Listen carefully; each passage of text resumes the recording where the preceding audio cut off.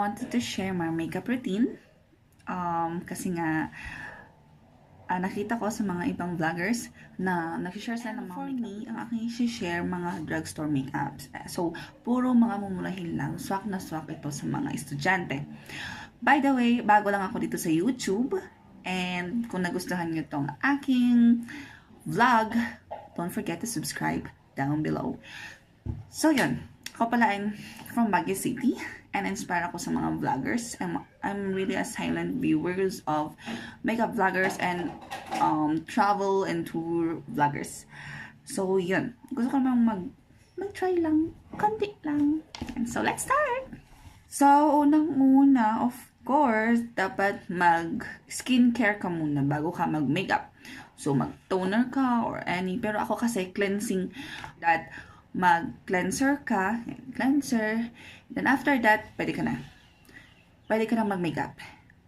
Saglit, dapat may moisturizer ka muna. So, dapat may moisturizer muna natin ng ating mukha. Any na moisturizer. Ako kasi, hindi kasi sensitive ang mukha ko. So, mag-moisturize lang ako. Any na lotion. Basta yung hindi siya mabango. Yung very mild lang, yung parang Nivea. Yung St. Ives na lotion. Nabibili siya sa department store, sa Watsons. Body lotion daw siya. Pero, ako kasi, any na hindi masyadong scented na lotion pwede sa mukha. Okay, let's start na. So, titignan ko muna yung kilay ko. Kikilayan ko muna siya. Ang ginagamit ko, siya. Yan. Yan. Razor siya na maliit. Muna lang to, 20 pesos lang siya. So, yan. Ang ginagawa ko lang, binabrush ko lang yung excess. Kasi sinusunod ko lang yung kilay ko talaga. Para sa akin, ganun lang ginagawa ko sa kilay ko. Sinusunod ko lang. Tinatanggal ko yung mga excess. Yan. Yan, natanggal yung mga excess. Nakita nyo ba? Okay. Yan. So, next, syempre, foundation. Foundation na napaka-simple, napakamura lang. Ito ay Advanced Shine Free Makeup Foundation. So, mura lang to. Mga 100 plus lang naman siya. Nalagay lang tayo konti sa ating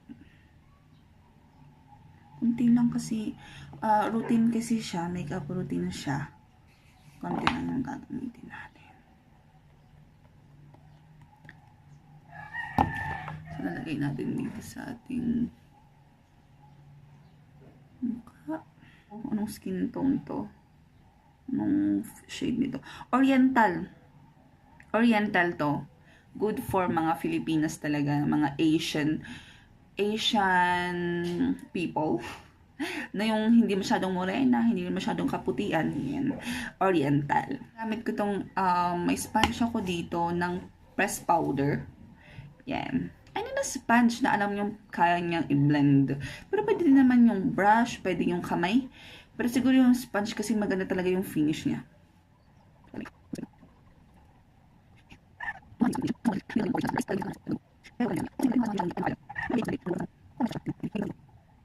Set natin yung ating mukha gamit ang any na powder. Any naman na powder kahit ano.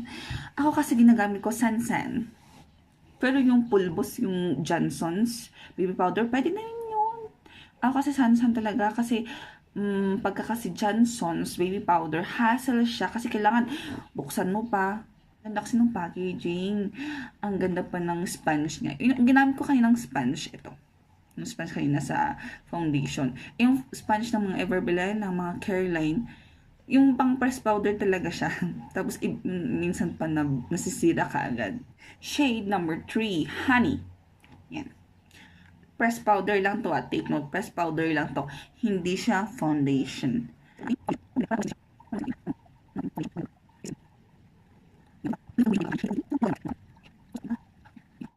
Ano kayo unahin ko? Yung kilay na lang muna.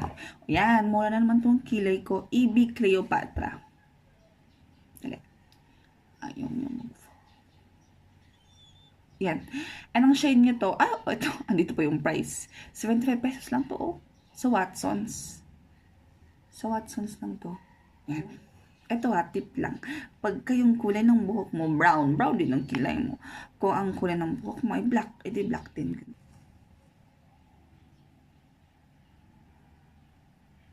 Yan, finifeel ko lang yung magpas. Okay lang yan. Diba? Okay lang magpas ng konti. Feel mo lang yung mga para ka lang nafe-fill in the blanks. Yan. Susundin mo lang yung linya ng kilay mo. Ayan. Tapos dito sa baba, konti lang.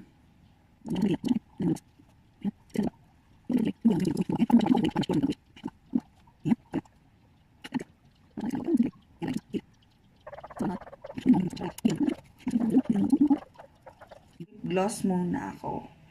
Kailan tong lip gloss yung ginagamit ko? Lip balm. May tint na siya konti. Maybelline. Lip balm. Tint. This is Maybelline. Kasi na medyo dark. Lalo pagka pa-party tayo. So, itong lipstick na gagamitin ko muna, na uunahin kong ilalagay sa lips ko ay Vice. From Vice. And in the shade of Pack Ganern. So, matte lipstick siya. Wait. Pack.